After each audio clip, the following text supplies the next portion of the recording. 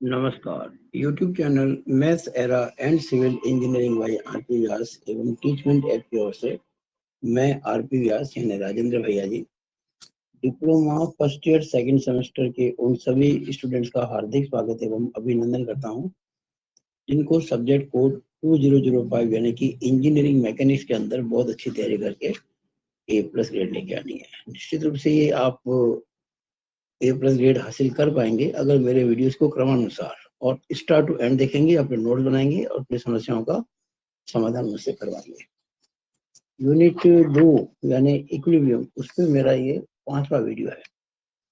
मैं हर वीडियो में कुछ कुछ ऐसी चीज बताया करता हूँ तो जो आगे जाके आपके दूसरे जो क्वेश्चन होंगे वो करने में हेल्पफुल हो। इस वीडियो में आज मैं आपको दो बातें समझाऊंगा। जो आने वाला जो नेक्स्ट वीडियो है, जो छठा वीडियो होगा, उसमें मैं बहुत अच्छे 3 क्वेश्चन कराऊंगा जो बच्चों की डिमांड पर सॉल्व किए जाएंगे। बच्चे जब पढ़ाई करते हैं ना तो अपनी समस्याओं को मुझे भेजते हैं व्हाट्सएप ग्रुप के अंदर, और उन क्वेश्चंस को करने के लिए मैं हमेशा बेस्ट प्लानिंग करता हूँ ताकि वो क्वेश्चन बच्चों को समझ में आ जाए सॉल्व करने के बाद में। ऐसा नहीं है कि मैंने केवल सॉल्व कर दी और अपनी ड्यूटी पूरी मान ली। सॉल्व करना काफी नहीं होता, बच्चों को समझ में आना जरूरी है।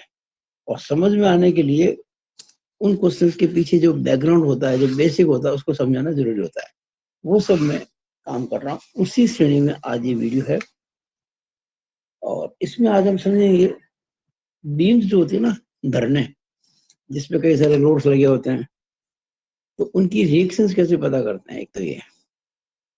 और एक हम समझेंगे कोई रोलर हो, तो प्लेन हॉरिजॉन्टल रोड पर चल रहा हो, बीच में कोई बाधा आ जाए, कोई पत्थर आ जाए रेक्टेंगुलर ब्लॉक के रूप में, तो हम कितना फोर्स लगाएं कि वो उस बाधा को पार कर पाए। तो इस पे हम कुछ बातें समझाएंगे आपको, ताकि आने वाले वीडियो में, जो अगला वीडियो होगा छठवां, उसके क्वेश्चंस को आपको समझने में दिक्कत नहीं आए। शुरू करते हैं।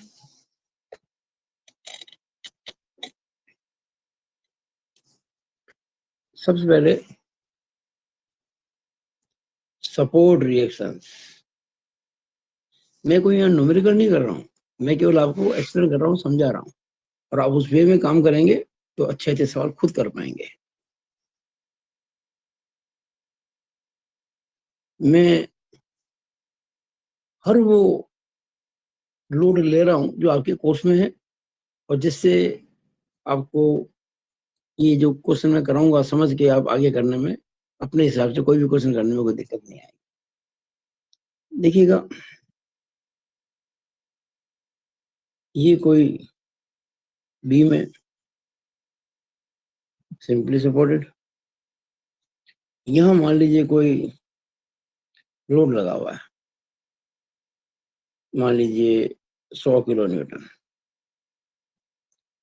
और यहाँ से लेकर यहाँ तक मान लीजिए एक यूडीएल है, यूनिफॉर्मली डिस्ट्रीब्यूटेड लोड, जो मान लीजिए 20 किलो न्यूटन पर मीटर का है। और इस जगह पर एक कपल कार्य कर रहा है, कपल बलयुग्म, और जो मान लीजिए 10 किलो न्यूटन मीटर का है, 10 किलो न्यूटन मीटर। और हमें ए और बी पर रिएक्शंस पता करनी है। ठीक है, ये छोटा सा एग्जांपल मैं करवा रहा हूँ आपको, कोई क्वेश्चन नहीं किताब का, मन से बनाया। अब मान लीजिए ये जो दूरियां हैं,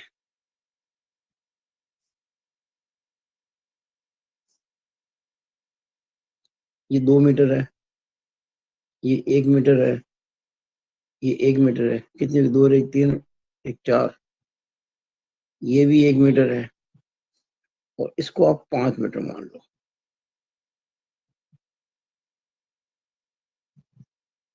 ये रिएक्शन है आर ए, ये रिएक्शन है आर बी।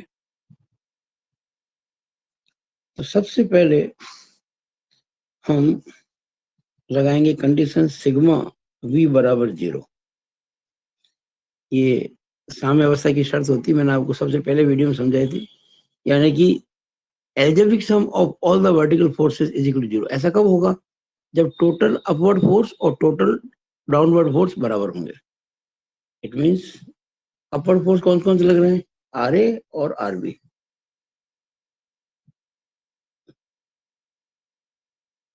और ये तो जो आप दोनों देख रहे हैं ये टोटल अपवर्ड फोर्स है, और टोटल डाउनवर्ड फोर्स कौन से लग रहे हैं? 100। ये एक ही पॉइंट पर लग रहा है। मान लो ए बी, इस पॉइंट को हम सी कहते हैं, इसको डी कहते हैं, इसको ई कहते हैं और इसको एफ कहते हैं।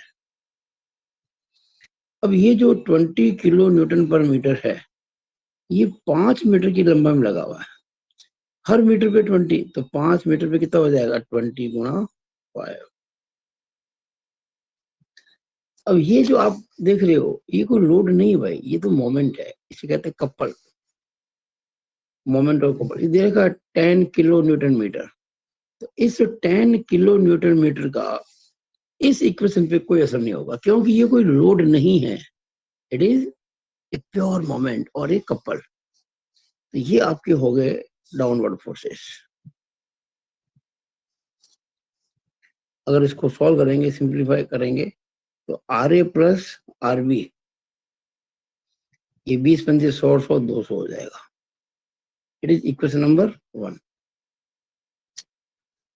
अब हम क्या करेंगे? सिग्मा मोमेंट, अच्छा इक्वेशन तो 3 होती है, सिग्मा v बराबर 0, सिग्मा h बराबर 0, सिग्मा m बराबर 0। यहाँ सिग्मा h तो कुछ निकालने की जरूरत ही नहीं, क्योंकि हॉरिजॉन्टल फोर्स ही नहीं लग रहा है। जब हॉरिजॉन्टल फोर्स ही नहीं है तो हम सिग्मा h बराबर 0 कैसे अप्लाई कर सकते हैं? लेकिन सिग्मा m बराबर 0 अप्लाई करेंगे। अब मोमेंट आप किसी भी पॉइंट के अबाउट ले सकते हैं, आप ए के अबाउट ले सकते हैं, सी के अबाउट, डी के अबाउट, जहां चाहे वहां ले सकते हैं। लेकिन अच्छा होता है किसी कॉर्नर पॉइंट पर लें, ताकि उस रिएक्शन का मोमेंट जो उस पॉइंट से गुजर रहा है, जहां मोमेंट ले रहे हो, 0 हो जाए। क्योंकि अगर हम ए पे मोमेंट लेंगे तो आर ए जो ए से पास हो रही है उसका मोमेंट 0 हो जाएगा, क्योंकि डिस्टेंस 0 है, तो हमारा काम आसान हो जाएगा। Sigma moment about A is equal to 0। अब मोमेंट की एल्जेब्रिक सम 0 कब होती है? जब एंटी क्लॉकवाइज मोमेंट और क्लॉकवाइज मोमेंट बराबर होते हैं। It means total anti clockwise moments is equal to total clockwise moments.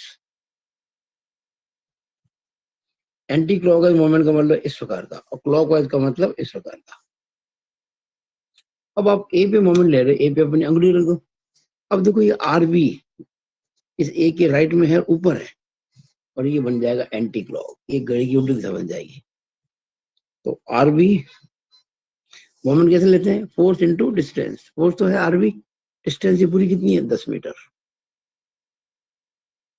ये पूरी डिस्टेंस है 10 मीटर, आर बी इंटू 10। अब ये जो लग रहा है पॉइंट लोड, ये तो नीचे लग रहा है, और इस पॉइंट के ऊपर मोमेंट ले रहा है, तो ये कैसा बनेगा? क्लॉकवाइज। ये यूडीएल भी नीचे लग रहा है क्लॉकवाइज, और वो तो आपको दिख ही रहा है क्लॉकवाइज साफ साफ। तो इसका मोमेंट भी क्लॉकवाइज, यूडीएल का भी क्लॉकवाइज, और ये कपल तो क्लॉकवाइज ही है, तो ये तीनों मोमेंट जुड़ जाएंगे। इजिकल टू, पहले इसका लाएंगे 100 इंटू 2 प्लस, देखिए तो पॉइंट लोड था, हमने सीधे दूरी से गुणा कर दिया, लेकिन ये पॉइंट लोड नहीं है, इट इज यूडीएल।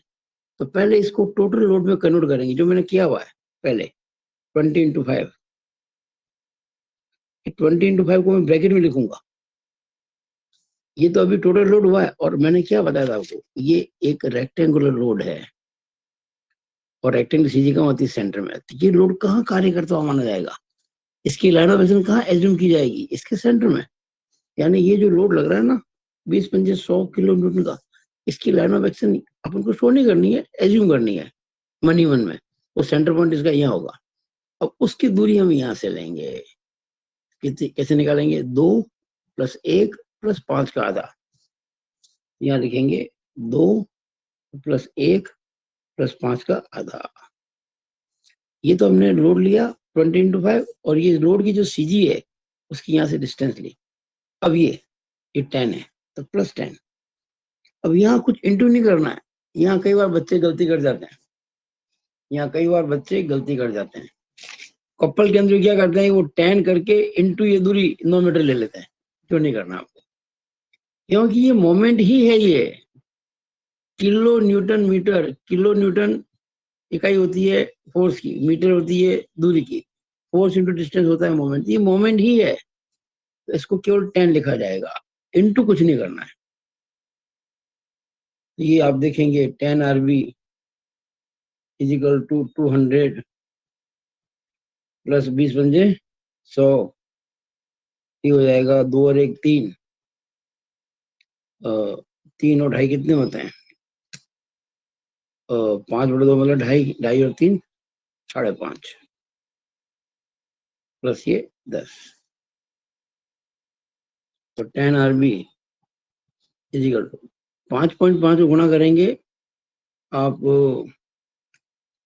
100 से तो आ जाएगा 550। 550 और 200 जोड़ेंगे तो आ जाएगा 750, और 10 जोड़ेंगे तो 760 आ जाएगा। इसका वाला जो RB आएगा वो 76 आ जाएगा किलो न्यूटन। अब from one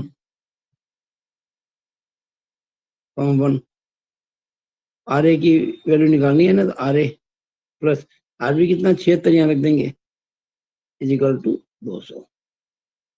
it means RA = 200 में 76 घटाओ 124 किलो न्यूटन। ये मैंने अपने मन से बना के क्वेश्चन करा दिया आपको, ताकि आपको रिएक्शंस के बारे में कुछ समझ आ जाए। RB कितना आया 76 किलो न्यूटन, और RA कितना आया 124 किलो न्यूटन। ये मैंने आपको एक क्वेश्चन कराने की कोशिश की है। अब मैं एक एग्जांपल आपको और कराता हूं।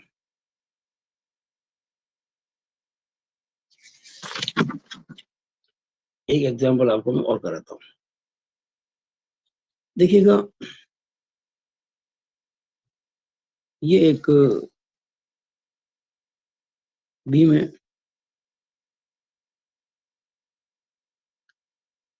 इसमें एक लोडिंग तो लग रही है आपके UDL, और एक लग रहा है आपके तिरछा फोर्स। ये मान लीजिए 50 किलो न्यूटन का है, और ये एंगल मान लीजिएगा 30 डिग्री है। ये A है, ये B है, ये C है, ये D है। डिस्टेंस ये है 2 मीटर, ये भी 2 मीटर, और ये 1 मीटर। और इस लोड को मान लो आप 40 किलो न्यूटन पर मीटर, 40 किलो न्यूटन पर मीटर।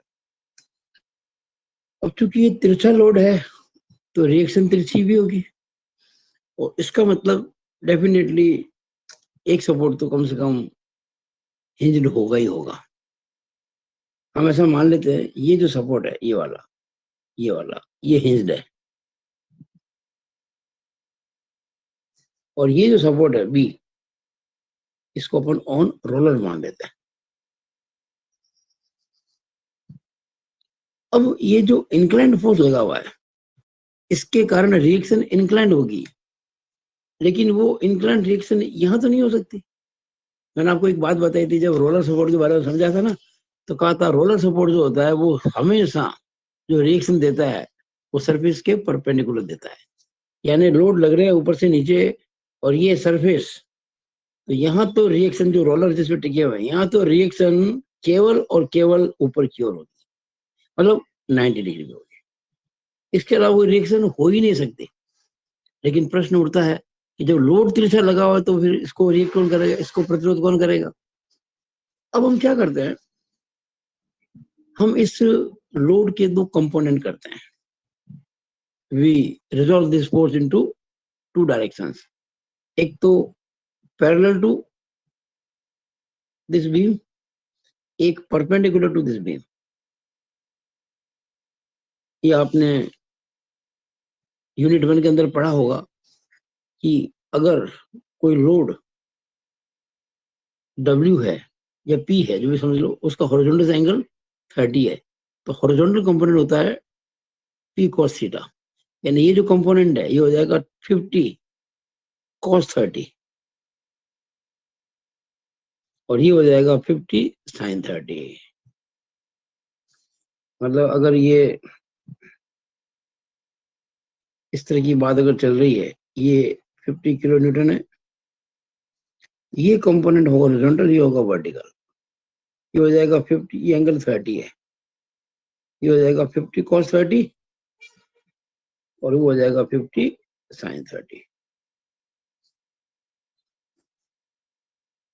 ये मैंने अलग से समझा दिया आपको। अब देखिए ये जो 50 sin 30 है ये तो वर्टिकल है, डाउनवर्ड। ये जो वर्टिकल लोड है 50 sin 30 प्लस ये यूडीएल जो है, ये दोनों नीचे लग रहे हैं।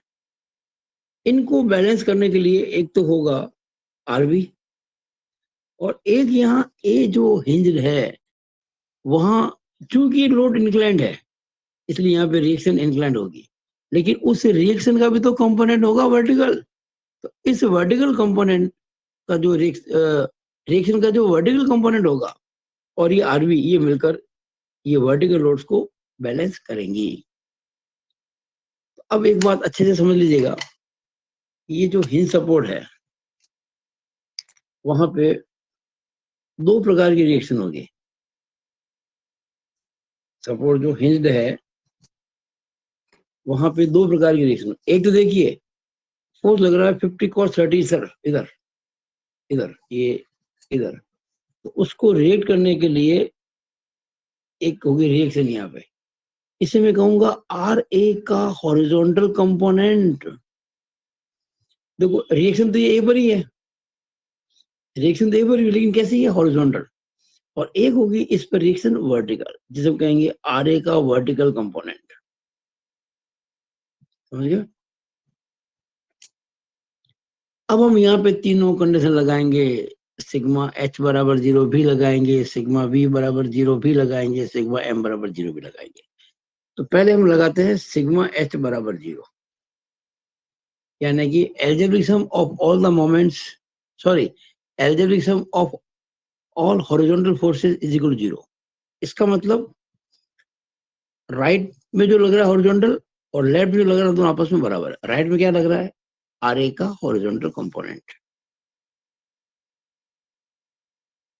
ये इधर लग रहा है बराबर। लेफ्ट में क्या लग रहा है, 50 cos 30, ये इधर लग रहा है। इट मींस आर ए का हॉरिजॉन्टल कंपोनेंट इक्वल टू 50 √3/2, √3/2 25 √3 आ जाएगा। ये आर ए का हॉरिजॉन्टल कंपोनेंट आ गया। अब आर ए का वर्टिकल कंपोनेंट निकालेंगे, कैसे?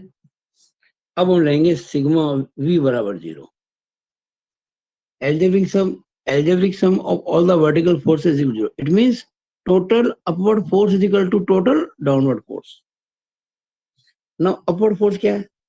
एक तो ये जो रिएक्शन होगी ना, एक्चुअली आर ए पर रिएक्शन कुछ ऐसी होगी, तिरछी होगी, उसके दो कंपोनेंट है, हॉरिजॉन्टल और वर्टिकल।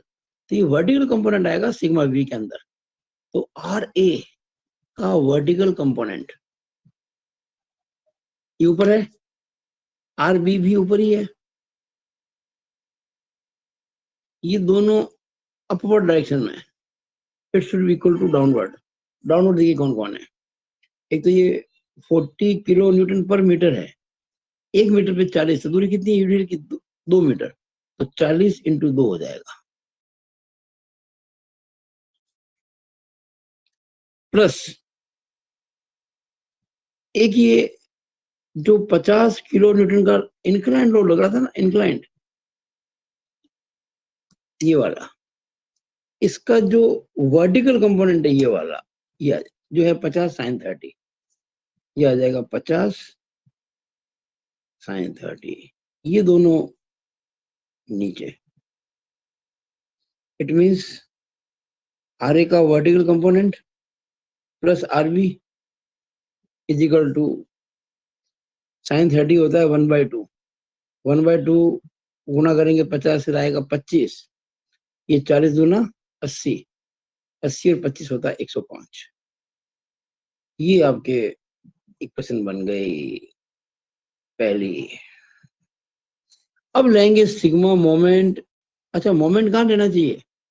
वैसे तो मोमेंट कहीं भी ले सकते हो, पर नॉर्मली एंड वाला पॉइंट अच्छा होता है, वो भी वहां जहां हिंज हो, क्योंकि यहाँ पे दो दो रिएक्शन है, आरे की हॉरिजॉन्टल भी यहाँ से पास होती है, आरे की वर्टिकल भी यहाँ से पास होती है, और जिस बिंदु से कोई रिएक्शन पास हो वहां मोमेंट ले तो उसका रिएक्शन, उस रिएक्शन का मोमेंट जीरो हो जाता है। तो ये दोनों अननोन है, ये चूंकि ए से ही पास हो रहा है इसलिए इनके कोई मोमेंट नहीं बनेंगे। मोमेंट हम लेंगे ए पे, अबाउट ए बराबर 0। इसका मतलब एंटी क्लॉकवाइज मोमेंट और क्लॉकवाइज मोमेंट बराबर। अब एंटी, अच्छा देखो, ये जो आर एच आर वी तो मोमेंट बनेगी नहीं, क्योंकि दोनों ए से पास हो रहा है। आर एच भी ए से पास हो रहा है, आर ए वी भी ए से पास हो रहा है, बाकी फोर्सेस के मोमेंट बनेंगे। अच्छा, एक आपको ध्यान रखना है, ये 50 को लेना ही नहीं अब, क्योंकि आपने 50 के दो कंपोनेंट ले लिए, एक तो 50 cos 30 और एक 50 sin 30। इवन 50 cos 30 का कोई मोमेंट नहीं बनेगा, 50 cos 30 का ए के अबाउट कोई मोमेंट बनेगा ही नहीं। क्यों? क्योंकि 50 cos 30 की जो लाइन ऑफ एक्शन है वो ए से पास हो रही है, और जिस फोर्स की लाइन ऑफ एक्शन उस पॉइंट से पास हो जहां मोमेंट लेना है तो उसका मोमेंट जीरो होता है, क्योंकि फोर्स तो है, फोर्स तो है 50 cos 30, पर डिस्टेंस नहीं है। क्योंकि आप कहेंगे सर डिस्टेंस ये है ना, डिस्टेंस ये, अरे भाई ये डिस्टेंस नहीं, it is not perpendicular distance. Distance होनी चाहिए परपेंडिकुलर, यानी अगर मैं इस लाइन ऑफ एक्शन आगे बढ़ा दूं ए से पास हो जाएगी। हाँ, अगर ये फोर्स ऊपर होता तो हम कहते थे ये डिस्टेंस जो इसकी परपेंडिकुलर डिस्टेंस है, लेकिन ये लाइन ऑफ एक्शन तो ए से ही पास हो रही है। अब मोमेंट किसके बनेंगे? एक तो यूडियल का बनेगा, एक इस पॉइंट लोड का बनेगा, और एक रिएक्शन का बनेगा। रिएक्शन का कैसा होगा? Anti clockwise. तो आर बी इंटू ये दूरी कितनी, पूरी पूरी कितनी है? 5 मीटर। तो मोमेंट ए पे लेंगे ना, तो R B into 5, R B into 5, ये एंटी क्लॉकवाइज मोमेंट हुआ बराबर क्लॉकवाइज। तो क्लॉकवाइज देखिए, एक तो यूडीएल है ये 40 × 2, और इसकी सीजी लगेगी सेंटर में, ये 2 मीटर है, तो ये सेंटर कितना होगा यहाँ से? 1 मीटर, तो इसको लिखेंगे 2/2 ऐसे, प्लस एक बनेगा मोमेंट इसका 50 sin 30 का,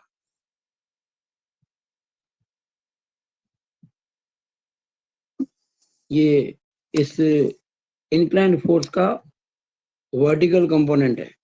दूरी कितनी लगेगी? मोमेंट कहाँ ले रहे हैं? ए पर, तो इस फोर्स की दूरी परपेंडिकुलर ये वाली है, 2 + 1 3, 2 + 1, बस, और कोई फोर्स नहीं है। It means 5 RB।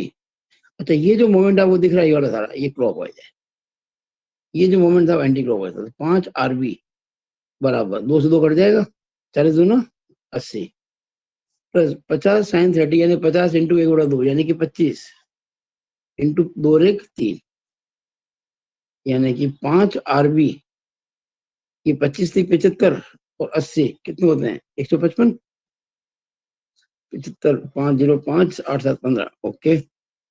RB कितना हो जाएगा? 155 में 5 का भाग लगा देंगे, 5 3 15, 5 31 किलो न्यूटन। फ्रॉम 1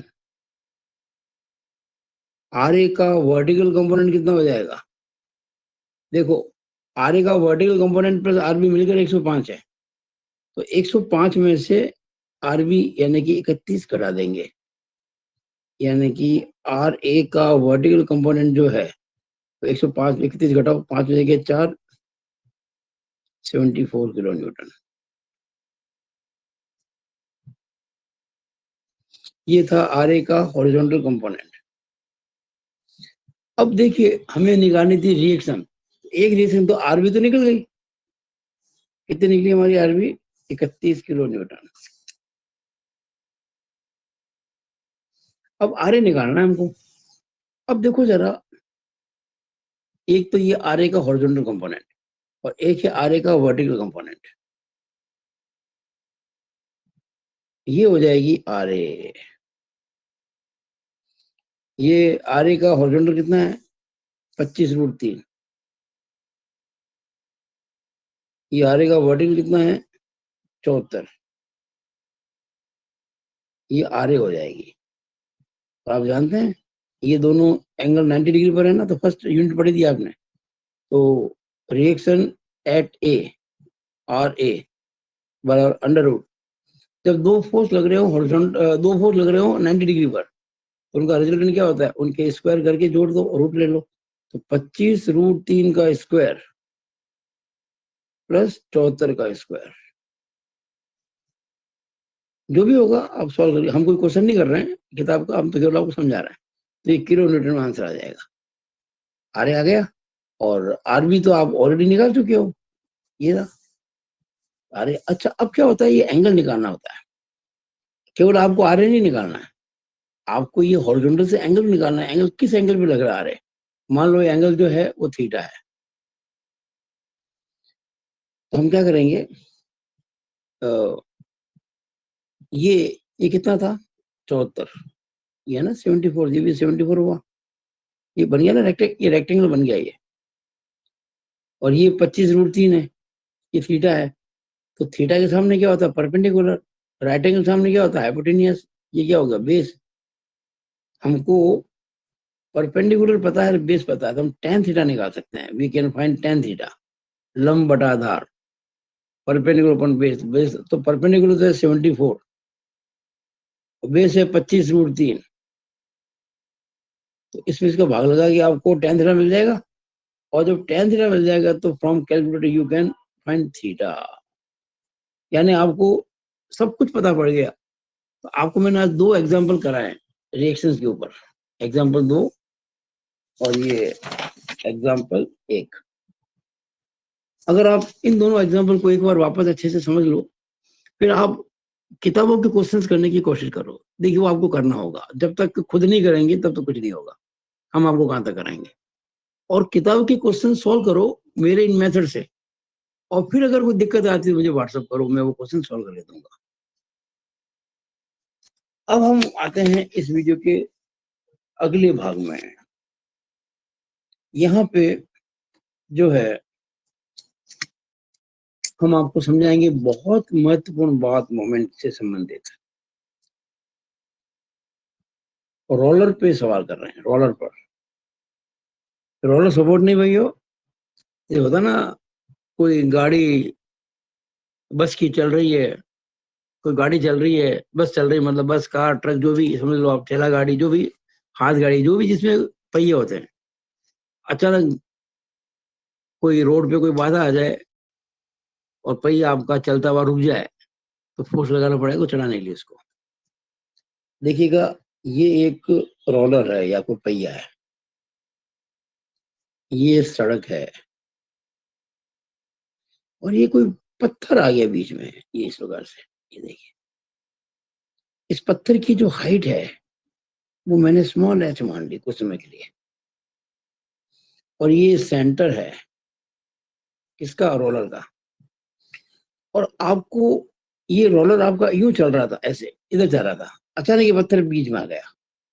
दिखती बात है, आपको पत्थर से पार तो पाना पड़ेगा। तो ये पूछा जाएगा आपसे कि रोलर का जो सेंटर है उस पर कितना हॉरिजॉन्टल फोर्स लगाए हैं, ये पी फोर्स कितना हो, ताकि ये रोलर इस पत्थर पर ओवरटर्न करने की स्थिति में आ जाए। देखिए इस पॉइंट को मैं कह रहा हूं ए। अब पहले तो क्या करो, इस सेंटर ऑफ रोलर को ए से मिला दो। इसको मैंने ए नाम दे दिया है, इस पॉइंट को। ये ओ है सेंटर। फिर क्या करो, आप सेंटर से इसको डाल दो परपेंडिकुलर। ये टेंजेंट है, ये एंगल 90 हो जाएगा। अब क्या करो, ये ए पॉइंट से आप वो जो है ना हॉरिजॉन्टल फोर्स, उस पर भी डाल दो परपेंडिकुलर। इसको ए एम कह दो, और यहाँ भी डाल दो इस लाइन पे परपेंडिकुलर, इसको ए एन कह दो।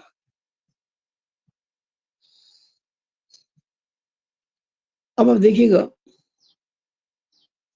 मान लीजिए रोलर की जो रेडियस है वो आर है। इसका मतलब ये हो गया कि ये डिस्टेंस आर हो गई, रेडियस ये वाली, और इसको मैंने क्या कहा था, एच, तो ये हो गई आपके एच। ओके, अगर ये पूरी आर है, ये एच है, तो ये कितनी हो गई, ये वाली, ये हो गई R minus H. Okay, R, तो ये राइट एंगल है ये।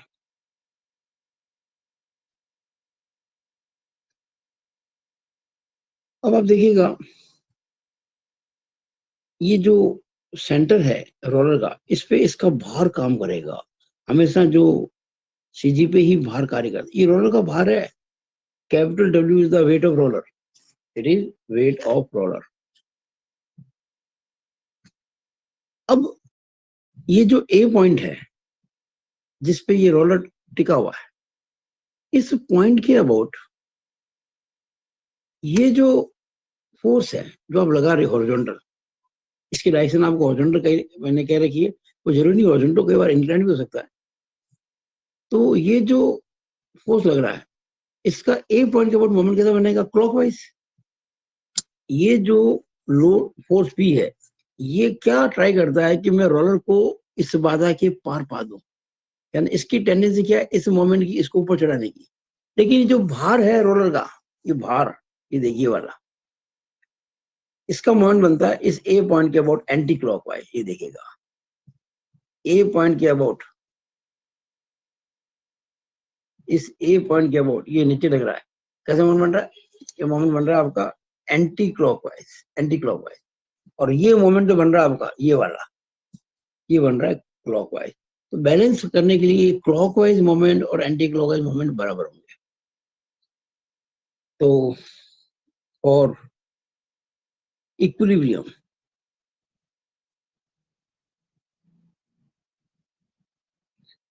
अब देखिएगा, अगर मैं मोमेंट लू पी का, सिग्मा मोमेंट अबाउट ए बराबर 0, मैं ए पॉइंट पे मोमेंट लूंगा, तो पी का मोमेंट तो है क्लॉकवाइज। मोमेंट कैसे निकालते हैं, फोर्स इनटू परपेंडिकुलर डिस्टेंस, तो फोर्स तो पी है, और डिस्टेंस परपेंडिकुलर यानी कि ये दूरी लंबवत, ये ए एम है, तो पी इंटू ए एम, ये मोमेंट बन रहा है आपका कैसा, इसके about clockwise, it is clockwise moment. It should be equal to anti clockwise moment, वो किसका बनेगा, डब्ल्यू का। तो डब्ल्यू इंटू मोमेंट ले रहे हैं, तो डब्ल्यू ये हो गया, और इस फोर्स की इस पॉइंट से डिस्टेंस कितनी परपेंडिकुलर, ये वाली, यानी कि ए एन। ये मोमेंट होगा क्लॉकवाइज, ये मोमेंट होगा एंटी क्लॉकवाइज। अब आपको पी तो अननोन है, निकालना है, डब्ल्यू नोन है, पता है, ए एम और ए निकालना सिखा दूं मैं आपको, ए एम और ए एन। तो जो ए एम है, ए एम, ये, इसमें कोई समस्या ही नहीं है। अरे भाई ए एम तो यही है ना, R minus H, A M is equal to R minus H. अभी आर है radius of the roller, H है ये पत्थर की ऊंचाई, दोनों आपको पता है, तो ए एम पता पड़ गया। अब देखते ए एन, ये देखिए ए एन है, ये ए एन है। अगर मैं इस ट्रायंगल की बात करूं, ये बेस हो गया, ये हो गया परपेंडिकुलर, और वो हो गया हाइपोटेन्यूज कर्ण। और ये कर्ण तो आप जानते हो रेडियस है, और वही तो सेंटर है, ये कोई ऑन द पेरिफेरी पॉइंट है, ये रेडियस हो गई सर्कल की, मतलब इस रोलर की। तो पाइथागोरस थ्योरम से हम निकाल देंगे a n, base is equal to under root are square minus are minus H का होल स्क्वायर। आपको आर भी पता है, आपको एच भी पता है, ये भी निकल जाएगा। जब आपको ए एम पता है, आपको ए एन पता है, आपको डब्ल्यू पता है, तो इस इक्वेशन से पी निकाल सकते हो ना। Find P. ये लो जी, ये सिंपलेस्ट क्वेश्चन है। It is simplest question. ये टाइप 1 मान लो इसको, इट इज टाइप 1। अब टाइप 2। अच्छा, एक और बात है, हम इसी क्वेश्चन को लामी थ्योरम से भी कर सकते हैं। लामी थ्योरम में क्या होता है कि किसी पॉइंट पे 3 फोर्सेज हो इक्विलिब्रियम में, तब हम लगाते हैं कंडीशन। यहाँ देखिएगा, ये जो रोलर आपका है, ये इस पत्थर को यहाँ टच कर रहा है और ये रोलर का सेंटर है, तो ये एक रिएक्शन होगी।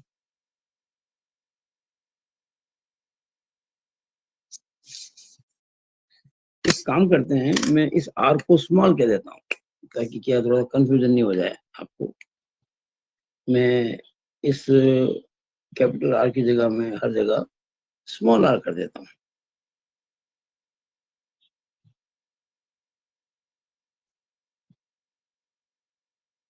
जहां भी आर कैपिटल है ना, उसको मैं स्मॉल बना देता हूँ,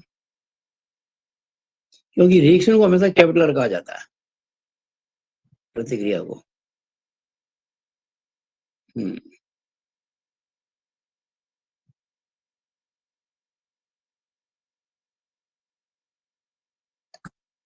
तो ये जो है रेडियस है स्मॉल आर, ये हो गई आर माइनस एच, और ये हो गई आर माइनस एच, ये हो गया। अच्छा, यहाँ पर भी तो आर है ना एक,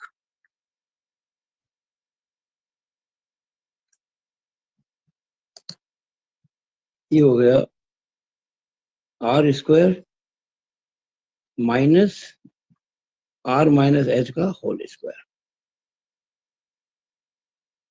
और अब ये जो सपोर्ट है ना, जहाँ पे रोलर टच कर रहा है, उस पॉइंट को मिलाएंगे सेंटर ऑफ द रोलर से और इसको आगे बढ़ा देंगे। ये रिएक्शन है, it is reaction of the support on the roller. देखिए, रोलर सपोर्ट को यू दबा रहा है और सपोर्ट रोलर को यू दबा रहा है। अब यहाँ 3 पॉइंट हो गए, सॉरी, इस पॉइंट ओ पर 3 फोर्स हो गए, पी, डब्ल्यू और आर। ये तीनों साम्यावस्था में, हम पी अपॉन बराबर आर अपॉन बराबर डब्ल्यू अपॉन करके निकाल सकते हैं। लेकिन आप इस क्वेश्चन को लामी श्रम से करने की कोशिश ना करें एग्जाम में, वो थोड़ा सा टफ पड़ता है।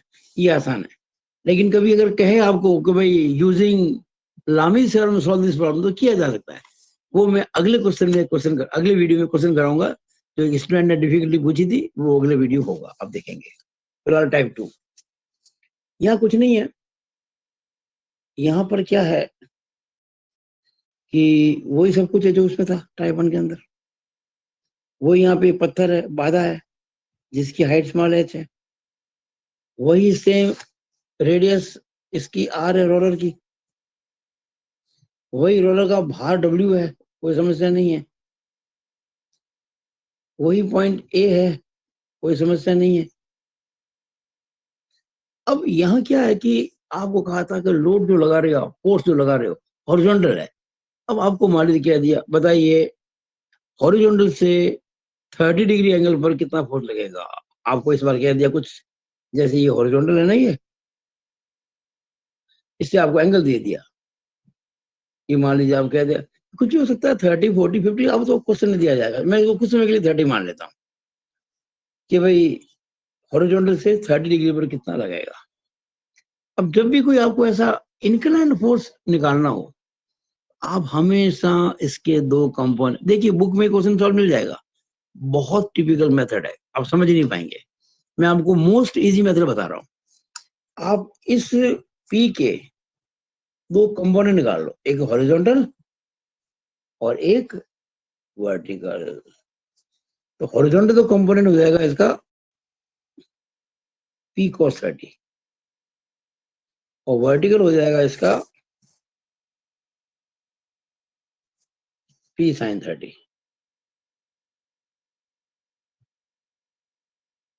अब आप इस पी को भूल जाओ, अब दिमाग से पी को हटा दो, क्योंकि आपने पी की जगह पर ये कंपोनेंट ले लिए हैं। ओके,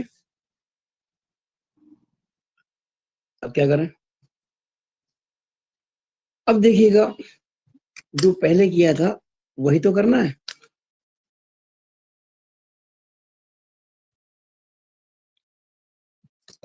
आपको यहां से डालना परपेंडिकुलर, यहां से डालना परपेंडिकुलर, इसको मैंने m कहा था, इसको मैंने n कहा था, ये r है, और ये पहले की तरह जो मैंने समझा रखा था ये r माइनस h होगा, ये ट्रायंगल बनेगा आपका पहले की तरह। अब आपको लेना है मोमेंट, तो देखिएगा सिग्मा मोमेंट अबाउट a बराबर 0। देखिए पहले मोमेंट आपने किसके लिए थे भाई, आर का तो मोमेंट कोई बनता नहीं, क्यों, आर तो ए से पास होता है, इसका मोमेंट बनेगा नहीं। हमने लिया था मोमेंट पी का और डब्ल्यू का। इस बार मोमेंट लेंगे 3, हम मोमेंट लेंगे एक अबाउट पी cos 30 का, बिल्कुल वैसे ही जैसे मैंने वहां पी का लिया था। अब आपको एक पी sin 30 का मोमेंट भी लेना पड़ेगा, you have to take another moment of P sin 30। अब पी sin 30 और डब्ल्यू एक ही लाइन ऑफ एक्शन है, देखिए डब्ल्यू की लाइन ऑफ एक्शन नीचे और ऊपर है, लाइन तो एक ही है ना। तो जब आप मोमेंट लेंगे ए पर तो दोनों दूरियां आएंगी ये बराबर, इसकी भी और उसकी भी, परपेंडिकुलर डिस्टेंस। अच्छा, अब कौन से मोमेंट क्लॉकवाइज और कौन से एंटी क्लॉकवाइज? पी का जो मोमेंट था इस फोर्स पी का, ए के अबाउट कैसा था, क्लॉकवाइज। तो पी cos 30 का भी क्लॉकवाइज ही होगा, ये देखिएगा ए के ऊपर है और राइट में है तो क्लॉकवाइज। ये ए के लेफ्ट में है पी sin 30, लेकिन ऊपर है, ए के लेफ्ट में ऊपर क्लॉकवाइज, और डब्ल्यू नीचे है, ए के लेफ्ट में है नीचे है तो एंटी क्लॉकवाइज। दो तो बनेंगे क्लॉकवाइज, कौन कौन से, पी cos 30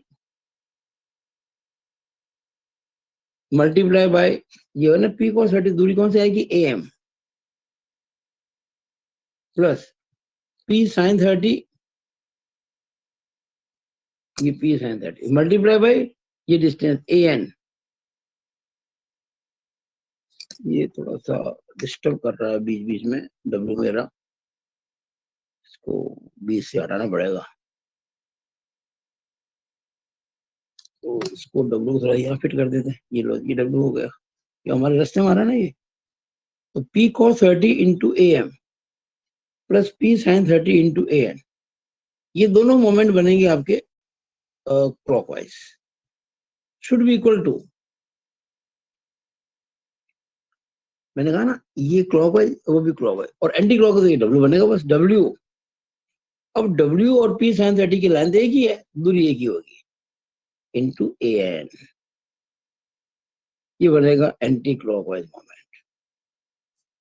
बिल्कुल वैसी जैसे यहाँ था डब्ल्यू इंटू एन, यहाँ जैसे पी इंटू एम था, तो यहाँ पे p cos 30 into A M plus P sin 30 into n आ गया। अब देखो आपको पी तो अननोन है, पी तो आपको निकालना है, cos 30 √3/2 ए एम पता है आपको, ये रहा ए एम भाई, आर माइनस एच, sin 30 पता है, ए एन पता है आपको, कहाँ दिक्कत है, डब्ल्यू पता है आपको, कहाँ दिक्कत है, सब कुछ पता है। तो फाइंड पी, कोई समस्या नहीं है, मेरे ख्याल से आपको बहुत अच्छे से समझ में आ गया होगा। और ऐसा अब मैं वो लास्ट क्वेश्चन, लास्ट प्रकार का कराना चाहता हूँ इस वीडियो के अंदर, जिस पे बेस्ड क्वेश्चन बच्चों ने पूछा है, टाइप 3। देखिए ये टाइप 1 थी, ये टाइप 2 थी, अब करेंगे टाइप 3। ये है टाइप 3। टाइप 3 में क्या है कि वही रोलर है, वही जमीन है, वही बाधा है जिसकी हाइट h है, वही सेंटर है और वही रेडियस है, कुछ भी चेंज नहीं है, सब कुछ वही है। ये ए पॉइंट भी वही है, ये भी वही है ए एन, ये भी पहले की तरह आर माइनस एच ही, ये आर माइनस एच ही होगा। अब यहाँ एक बड़ा इंटरेस्टिंग क्वेश्चन पूछ दिया है, हमसे कहा जाएगा find the minimum force which will able to overturn this roller on this support on this hindrance, यानी वह न्यूनतम बल ज्ञात करो जो इस रोलर को इस पत्थर के ऊपर चढ़ा देने के लिए आवश्यक है। You have to find the minimum force. देखिए, मोमेंट तो हमें जितना लगाना है उतना लगाना पड़ेगा। आपको एक बात बता दूं, मोमेंट जो होता है वो होता है फोर्स इनटू डिस्टेंस। अब अगर मान लीजिए इस भारी रोलर को इस पत्थर के ऊपर चढ़ाना है तो एक निश्चित मोमेंट तो आपको लगाना ही पड़ेगा। अब वो मोमेंट कैसे होगा? फोर्स को दूरी से गुणा करके। आप फोर्स कम लगाएंगे, दूरी ज्यादा होगी। मान लीजिए आपको 24 किलो न्यूटन मीटर का मोमेंट चाहिए, अगर आपने फोर्स लगाया 24, दूरी हो जाएगी 1। फोर्स लगाया आपने 48, दूरी हो जाएगी आधी। फोर्स लगाया आपने 96, दूरी हो जाएगी 1/4। फोर्स लगाया आपने 12, दूरी हो जाएगी 2, क्योंकि गुणा तो 24 लाना है ना। आप बात समझ रहे हो? तो जितना आप देख रहे हैं जितना फोर्स कम हो रहा है, देखिए सबसे कम 12 है, तो उस केस में डिस्टेंस 2, एक आधा पाव से यानी जितना कम मोमेंट, जितना कम फोर्स आपको लगाना है, आप चाहते हो कि ये काम कम से कम फोर्स में हो जाए, तो डिस्टेंस मैक्सिमम रखनी पड़ेगी। डिस्टेंस अगर आप उस फोर्स, यानी जो आप अप्लाई फोर्स करोगे ना, उसकी डिस्टेंस परपेंडिकुलर ए से जितनी ज्यादा होगी उतना मोमेंट, उतना फोर्स कम लगाना पड़ेगा। मोमेंट फोर्स कहाँ लगाना है? सेंटर पर। और सेंटर से इस पॉइंट की अधिकतम दूरी कितनी हो सकती है? इस रेडियस से बड़ी दूरी तो कोई हो नहीं सकती, आर से बड़ी डिस्टेंस कोई हो नहीं सकती।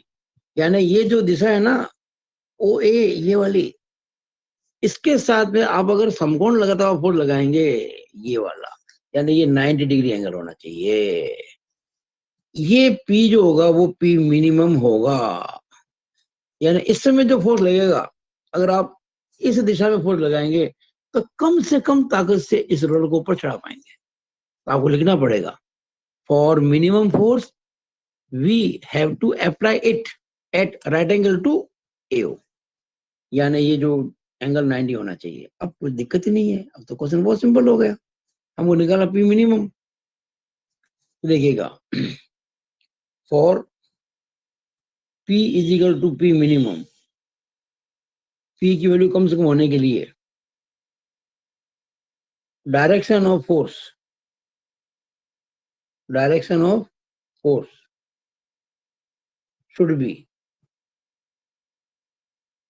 at 90 डिग्री टू AO, यानी AO के साथ में 90 डिग्री पर। अब फायदा क्या हो गया? ये तो फोर्स हो गया और ये होगी perpendicular distance. Now sigma moment about A is equal to 0। Now what is overturning force? ये फोर्स कहलाता है ओवरटर्निंग, ये होता है रेस्टोरिंग। ये तो W जो है ना, इसको ऊपर चढ़ने से रोकता है और इसको ऊपर चढ़ाना चाहता है। तो P मिनिमम, अब यहाँ इंटू सीधा आर हो जाएगा, बस ये ध्यान रखना। अब तक तो क्या होता था, हम जब भी पी लेते थे ना, ये यहाँ पे पी, तो देखिए इंटू एम होता था, ये एम। नेचुरली एम तो ओ ए से कम ही है ना भाई, ओ ए तो ज्यादा है, ये तो कम है। इस बार हमको फोर्स लगाना कम से कम, तो दूरी रखनी पड़ेगी ज्यादा, और इससे ज्यादा दूरी हो नहीं सकती। तो P minimum into R, it should be equal to W into ये दूरी, ये वाली ए एन। और एन तो वही है जो पहले बताई थी आपको मैंने, अंडर रूट एन है ना, under root are square minus are minus H का होल स्क्वायर। आप चाहो तो इसको भी एक फॉर्मूले के रूप में बना सकते हो, R square minus R square minus 2RH plus H square. R square cut जाएगा, 2RH माइनस एच स्क्वायर। पर मैं राय नहीं दूंगा इसको रटने की, अब आपको ये an पता है, w पता है, r पता है, तो फाइंड p मिनिमम, ये लो। अब इस वीडियो को जो भी स्टूडेंट ध्यान से देखेगा, मैं हमेशा एक बात कहता आता हूँ मेरी वीडियो की शुरुआत में, you will get A+ grade in this subject, पर आपको थोड़ा सा नियंत्रण तो रखना पड़ेगा आपको अपने आप पर। पूरे वीडियो देखने पड़ेंगे स्टार्ट टू एंड, और हर वीडियो को क्रम से देखना पड़ेगा। अगर मान लो किसी चैप्टर के 10 वीडियो है तो पहला वीडियो देखेंगे पहले, फिर दूसरा, फिर तीसरा, हर वीडियो को शुरू से आखिर तक। ऐसा करके जो आप नॉलेज प्राप्त करेंगे वो आपके आगे जब बीटेक करेंगे तो बहुत काम आएगा, और वो नॉलेज आपको हम जिस फीस में आपको पढ़ाते हैं उससे 100 गुनी फीस में भी प्राप्त नहीं कर सकते आप कहीं से भी। It is my promise. Thank you.